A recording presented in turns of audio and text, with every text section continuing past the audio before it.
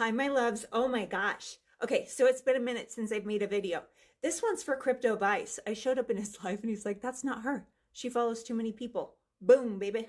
So, what is going on right now? We've got all the amendments going live with the exception of two on the 4th.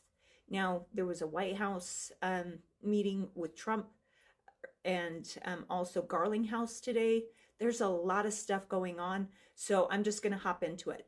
At Davos, there was a billionaire. His name's Dalio. He's a Swiss billionaire. He actually said that fiat currencies are done, like they're just finished. And so CBDCs are running out and trying to acquire gold because currency is done. Everybody's in too much debt. Pretty much it's paper.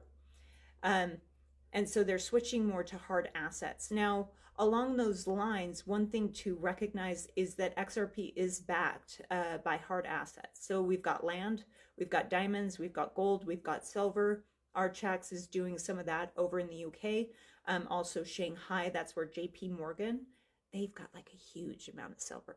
But that's where they took their gold in order to more than likely be tokenized over in Shanghai. And so at this point in time, it looks like chaos, and it is chaos, because I do feel as if the Titanic's about to hit that iceberg in a lot of ways in the global financial system as a whole. Now, there are a couple things going on. First of all, I don't know if you guys are aware of this. China is on the precipice of a civil war. Their person, Xi Jinping, you guys, I worked all day today, so you're going to have to forgive me. They ended up taking one of the generals into a custody, and they were accused, that general was accused of giving nuclear codes over to the US. And so as a result, half of the generals in China have pretty much said, release them or else we're going to be in a civil war. So ever since like the whole manufacturing thing over in China occurred, and then a lot of the factory workers stopped being able to work, it really created a lot of issues, especially with the CCP telling everybody like, we're going to provide for you, and then it sounds like they're kind of struggling in that area. So we're just going to keep an eye on it.